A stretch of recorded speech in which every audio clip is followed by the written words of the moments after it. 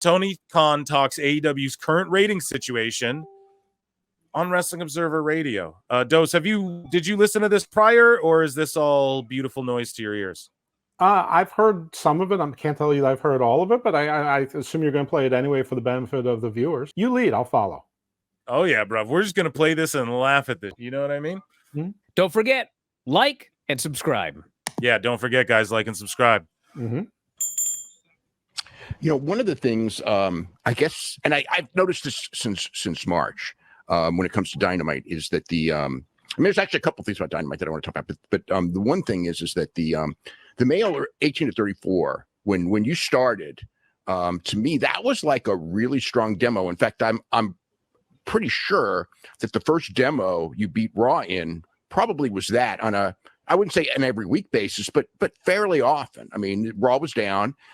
Dave literally said, "Oh, the demo doesn't matter. It's the overall rating." When people used to use the demo excuse for WWE, and now he's saying this. He's such a goof. On the ascent, and it was always like, which domino is going to fall first? And it was males 18-34. You were getting a young audience. You were the hot thing at the time, and now it's definitely gone in the other direction in the sense that WWE has gotten really strong. I mean, with men, and your male 18-34 has been, and women and men with kids and children. Dave, you're so disingenuous. Grossness. The weak point. I mean, when people look at the drop in ratings on Wednesday night, and they'll just go, "Oh, you're doing terrible. You're doing terrible." And I'll look at like each thing, and it's like, it's really, male 35 to 49 had a couple of bad ones, but usually it's pretty much where I would expect. But the male, imagine you have Tony Khan on your show and you ramble for a minute and a half. Like, ask him a goddamn question. 18-34, even this week, when everything was up, it was still down. It's been a problem. When everything was up, it was still down. What are you talking about, Dave? Right. Oh my god. Thing and part of it is probably people shifting. There's to the other side. But what do you think when you look at that? Because I think that's an important one, because it's like the hot. It's still going to be. It's the hot, cool, hip demo. What does he talk? Dose, what do you understand what he's talking about right now? What he's trying to say is the 18 to 35 is the key demo that you want, and Tony used to get a higher one than WWE. Now WWE's smoking them on that front. I just said it in about 12 words. What is wrong with this guy? Yeah, no, I think what you said is perfect. I mean, but now he's focusing on, instead of the whole 18 to 49 demo, he's now broken it down into the half of that demo that still is holding up, 0.2 something wise. But I mean, think about the demo, and I'm sure we've talked about this before. Like, first of all, viewership is king. Viewership is absolutely king. Demo matters, but it doesn't matter more than viewership. Now, demo matters a lot when your viewership is similar, like if it's within like 100,000 of each other. So when NXT and AEW were going head to head, and sometimes it was like, getting where it was like 110,000, 90,000, but AEW was like a 0.32 demo and NXT was at 0.20 demo or 0.18. That's a big difference. Then it makes it a huge difference with advertisers. Right. Well, they continue on. Mm-hmm, of course. Generally speaking, a wrestling show is still going to be 60 to 70% male viewers. It's always going to be more male. So he's still sitting here telling Tony Khan, a billionaire who took time out of his goddamn day, for 1:44. Dave's been just telling Tony the answer to the question that Dave's trying to ask Tony. Crazy. Males and females, except for, there's probably some promotions historically where that wasn't the case, but very few. So it's kind of like that's an important thing, especially for television, because they're so hard to reach. I mean, I know that like most TV shows would die for your male 18 to 34 demo number, but it has, it has. That's the important thing to look at. That's the perspective. The last thing I would really stress what you said is most shows would kill for our 18 to 34 demo. They would. Dose, would most shows kill for their 18 to 34 demo? Now, I'm not a guy who I'm a numbers guy, B. No, I'm really not, even though Awful likes to say I am. But the whole thing is like, I can do basic math, but I'm not sitting there analyzing the I don't know what the 18 to 49 demo is for Big Bang or any Dancing with the Stars, any of these shows. Could you shed any insight on that, or are you not knowledgeable on it either? Some of it, yes, some of it, no. But I mean, I'll just go numerically. I don't know this is what he meant, but if you flip on your guide channel right now and you see that, let's just say you've got 400 channels and you look at most of the shows that are on primetime, sure they would. But you're talking about like, the 19th running of, favorite animal tricks, or you're on, TV Land is running the Andy Griffith Show or whatever. Sure, they would love to have those demos, but a regular primetime show on your major cable or major broadcast networks isn't looking for it. And by the way, Major League Baseball gets a 0.8 demo or a 0.08 demo. Didn't stop them from getting giant money. And it's because everyone's like, well, duh, it's baseball. Well, no, not duh, it's baseball. Duh, it's baseball. Millions of people, watch it. So the demo doesn't matter. Yeah, the demo doesn't matter. Just look at his face. I love it so much. I know. It looks. We need to talk about his hair a little bit, because it looks like he was like a dog, like he stuck his head out the window of the car and the wind blew his hair back, because it is like all the way up there. It's like he got a strange haircut or like put hairspray in it to keep it from falling in his face. You know what? I like Tony's swag, man. I like his I'm not gonna knock his Right. Here we go though.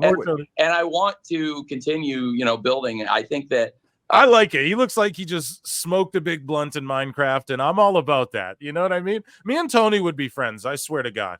I think you'd be friends with anyone. I think that who wouldn't like you? Well, thank you, but I truly think that, man, we'd enjoy some White Claws, in Minecraft, and it would be a fun time. But it just, when it come down to the wrestling thing, it'd be like, dude, you're right. He's the one that you could game with, and like Shane McMahon is the one that you go to Vegas to go to all the best, high-end strip clubs. I would love it, man. Having MJF back in recent weeks is going to be very good.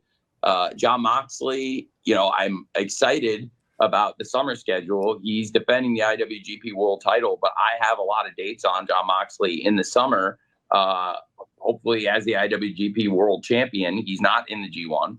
And I think that works out really, really well for us. So the guy you're paying millions of dollars a year, you're grateful that you luckily get this guy during the summertime. Right. While he's the world champ of another company. Rumored 7 million of those. By the way, from the time that you paused to you played, I have been watching him, and he hasn't blinked once the entire time. Mox is somebody who's moved the needle a big time.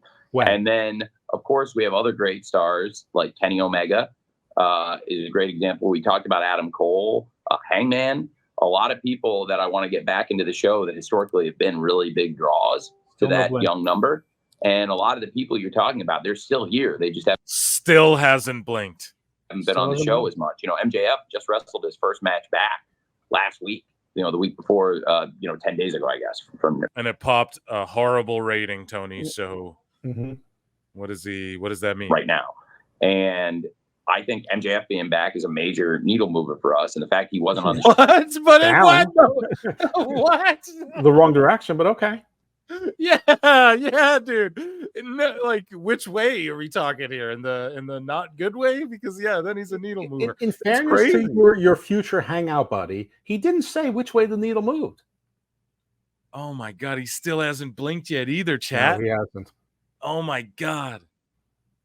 Show at all until these past couple weeks. It's I think not been ideal, and we really want to get him going. And like I said, Mox has spent a lot of time traveling, wrestling in Japan. I really want to have Mox here, ideally as the IWGP World Champion, but also defending it, fighting in AEW. And then it's weirding me out. It's like he has a filter on his eyes where they don't close, and it's hard to focus on the words when you're. But folks, if you're just hearing this, we're not kidding. This is live YouTube. He hasn't blinked once, and it's got to be 3 minutes, solid 3 minutes of solid video. We're here, and he squinted once. Yeah, dude. Oh my God, this is hilarious. Like I had mentioned to you, I think the most important key point is that for us, we've had historically really strong numbers and maintain really, really strong numbers in TV. And that is the thing we need to do, is keep doing what we're doing, because the numbers we have are numbers people in TV would kill to have. And I really need to focus on doing good shows for AEW, not about. If people would kill to have Tony Khan's numbers, then they would commit genocide to have Big Bang's numbers, or what? Like, Yeah, right. this is so ridiculous. So what would they do for WWE's numbers? You know, my word. Yeah. In this case, our competition going out ahead of us and getting good media rights deals was a positive for us, and actually is good for us because we have very good historical comps, and he blinked when he lied. You know, are very favorable for us. What's that? He blinked. He blinked when he lied. He blinked when he said that having this competition get TV deals for them was good for them. You guys, we found it right here on PWT Live Show. No other show do you get the breakdowns like this. Dose just spotted it right here. And getting good media rights deals was a positive for us, and actually is good for us because we. Dude, blinks when he's lying and talking about a positive TV deal. That's something important. Like, he lies a lot about unimportant things, but when he's talking about like money things, when he lies, he blinked. Ooh, we caught him. Scully vibes. Good to see you tonight, my guy. If he blinks, he'll cry. He needs his eyes dry. You're a poet and didn't know it. Yeah, man, we're on to something here. Dose just called that out because I missed it even, as well as glancing over at my TV. I missed it. And goddamn, dude, you might. Thank you so much for the super chat. You're on to something, Dose. Maybe. Damn, man. We have very good historical. But still, we're at one blink in about 3 minutes straight. It's eerie. And these comps, you know, are very favorable for us. So that's one thing I've done. Is favorable blink. He's lying. He's blinking a lot now while he's lying about real world things. Not like I'd love to have them back. Like, not like he can't tell them when to come back. Search and retain top analysts and data scientists, and in looking at this stuff.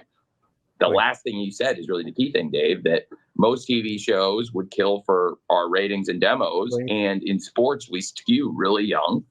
And, you know, instead of focusing on, hey, you know, when Kenny Omega and MJF and Adam Cole were on the show every week, in addition to all these other wrestlers, and Mox was here every week and everything was running perfect, then yes, like, we've had these demos that are. See, and he's not lying because he's just marking out about his favorite wrestling. You called it out. No blinking when he's talking nonsense, whether it's lying or not. He's not, because he's in his happy place. Dude, you nailed it. I love this. This is the so weird.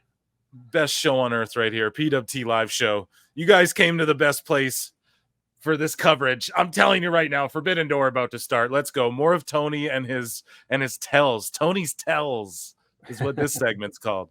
Definitely. Are, you know, even better than what we've had, but yet right now we maintain some of the best demos in sports. So I really do think it's important to focus on that, because I think it's going to be a really, really good summer for us. And we had really good growth through last. There was the blink on the good summer. He had really good growth last summer. Remember what happened last summer? CM Punk started Collision. And that was only getting back ago. That was 53 weeks ago. That's insane that was only 1 year ago. That's crazy to me. Mm-hmm. The best of what AEW does is really important to me. And historically, I think we've done a lot of that in the summer. You know, look at 2021, which is considered our best year.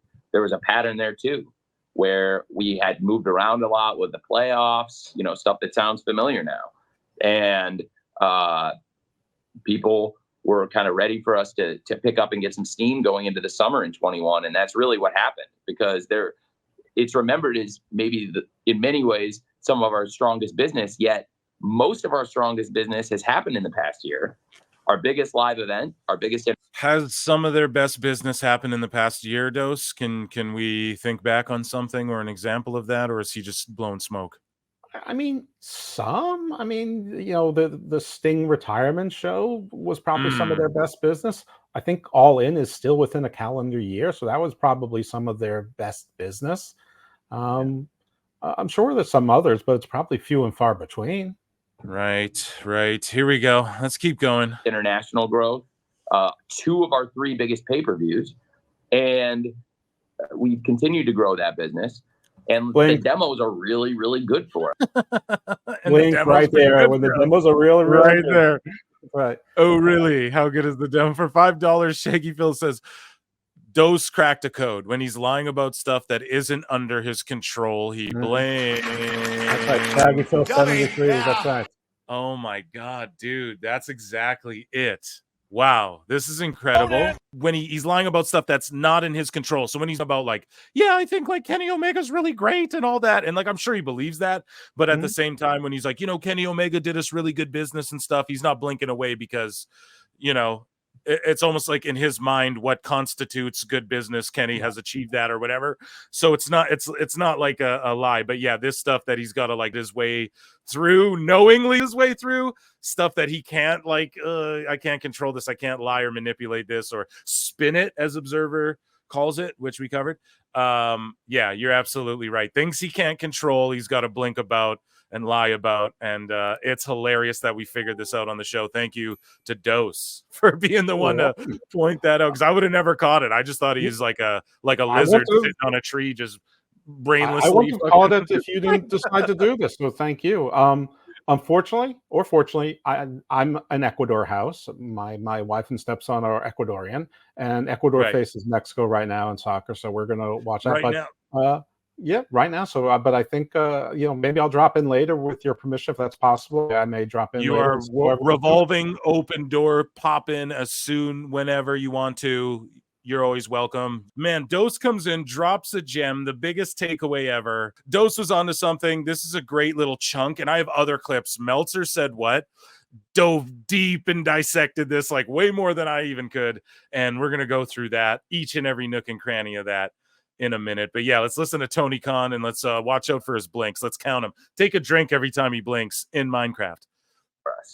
And I think there's a really very positive story to be told that's really going to benefit us in the media rights negotiations, but also something that, we can hang our hat on what we've done. And if you look, 2021 is a great example where the year got much hotter when we resumed live touring and the show picked up. And I think we have a lot of really exciting things. It's not going to be as dramatic a change in the show as, when we went from Daly's Place to resuming live touring. But I do think historically the summer, just like last year, also is a good example.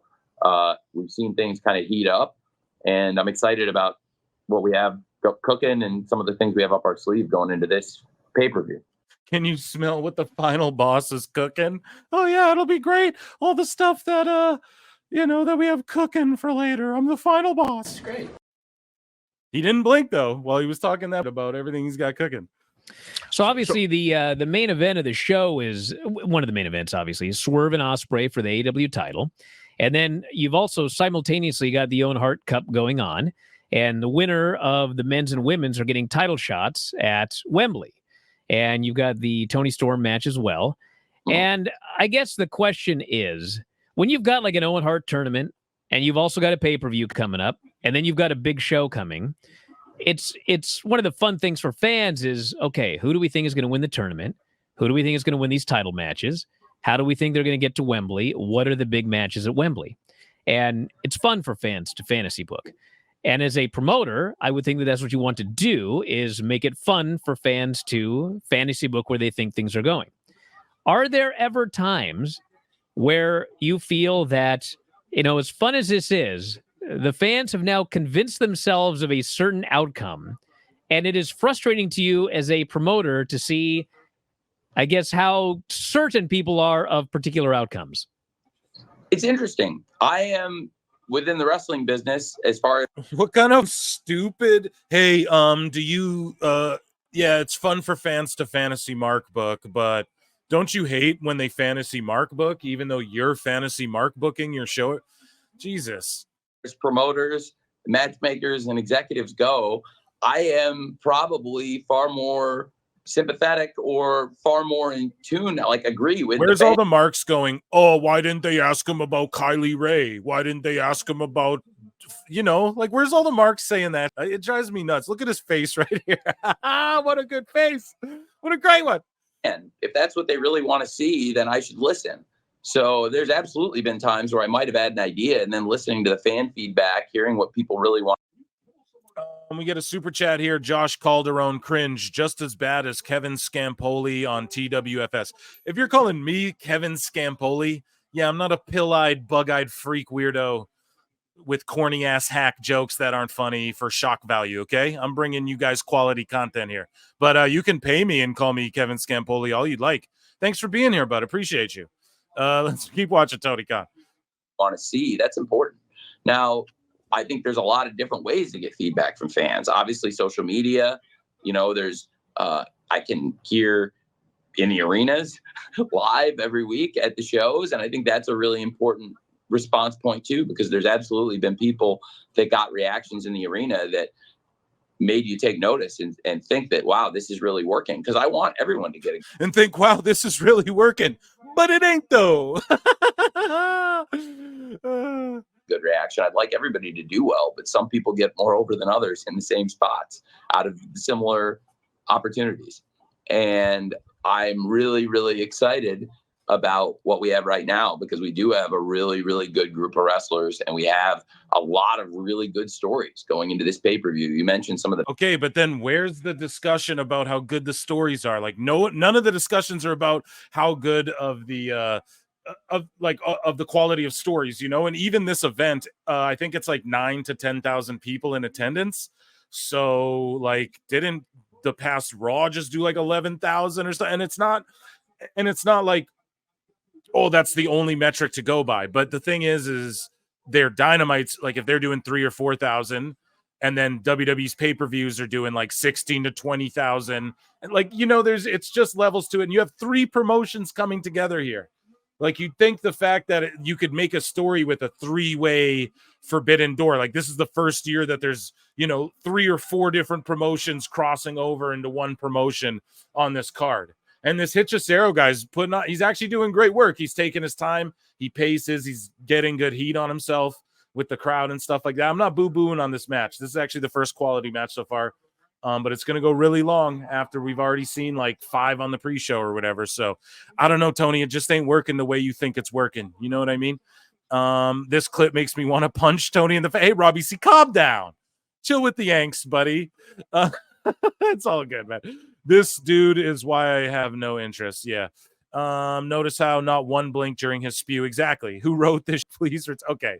Now, we'll let wrestlers play out their careers. You know what I mean? Unless you're like Ric Flair. I'm not going to tell anyone when to retire. But yeah, that was funny. Who wrote this?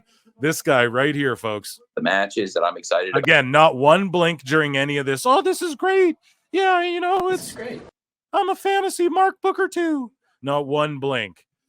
About with Timeless Tony Storm, Mina Shirakawa has come in and done fantastic for us, and that's a great relationship. That's one of the things we haven't today talked much about, but I've spent a lot of time this week talking about it. Is adding Stardom as a great partner for us this year. It's been really good. It's been great for our wrestlers to have now an outlet where they'll be able to go. We've seen Willow Nightingale go over and defend the TBS title in Stardom. And I think there's going to be a lot more opportunities in the future for the AEW wrestlers to go get that experience and compete for Stardom, but also top Stardom wrestlers to come here. And that's something I'm really excited about. Our women's division was really growing, and I think Timeless Tony Storm is one of our great stars, and I love working with her, and I'm really proud of everything she's doing. And I think see, the whole thing with Tony Storm is that she's really smart for creating that new gimmick in AEW and then getting it over, because it is over, and like the ratings will reflect. Like when you have Mina and Mariah May and Tony Storm in segments together, like they're outdrawing the Bucks and everyone who all the money, all these stars, everyone he's naming, they get outdrawn by HLA. So with Tony Storm, like at least she can say, no, I left WWE, made a whole new gimmick. Here's the problem with like AEW as well. Where's their Undertakers? And like, I get it. Some of those gimmicks, those WWE gimmicks are hokey and cheesy. I'm not saying like, oh, you're the garbage truck guy and you're the mailman. Like, I'm not saying do that again, but just the gimmicks, like the Undertaker. Here's like the Ultimate Warrior. I know Vince didn't really invent that one, but like here's the Boogeyman, or here's Okay, you've been a wrestler forever. I'm just gonna pick a random name like Caesar Bononi. Okay, is that too random? I don't know. A Nick Camarato. Okay, he's just a random big monstrous guy. Like, you could make a gimmick, put him with a manager, and put him out there and like do vignettes and make it like a larger than life character. There's no interest in that. It's just, oh, they're just guys gonna fight, and if they do goofy, spooky, then that's what they do, and if they wear lizard masks, then that's what they do, and if they, you know.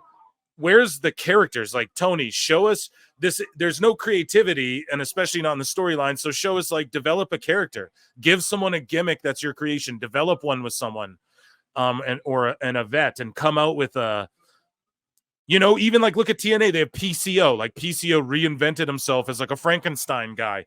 I'm not saying go that outlandish, but like, think of something, do something where there's like a gimmick that's larger than life that we can get behind, where we're like, holy, even Great Khali, they bring him in. Oh, he's the Punjabi giant to da. You know what I mean? Something, give us something like that, man.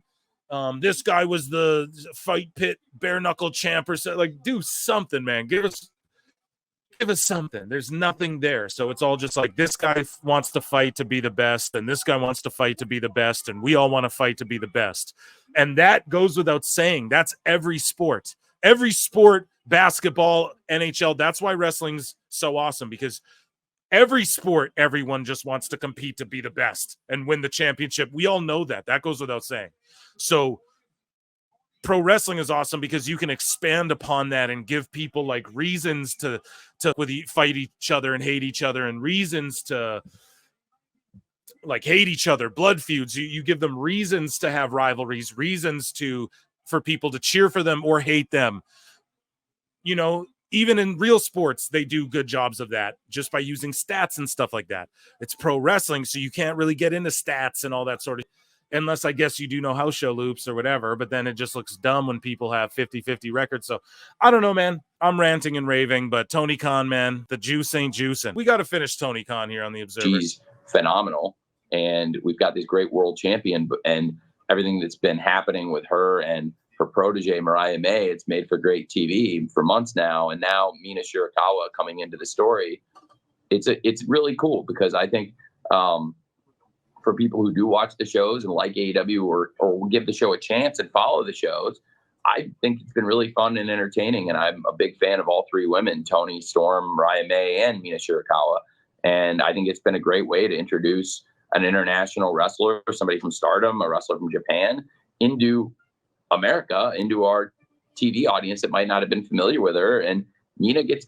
I mean, it's not that shocking, Tony, if you really think about it. We're going to listen to Tony Khan. 2 more minutes left as they all make their done really well for the show, in my opinion. And I think she would be a great AEW Women's World Champion. And it would be something that could really strengthen the relationship with Stardom. So I'm really excited about that match. And it's a great example of the kind of cool stuff we have tomorrow on the pay-per-view.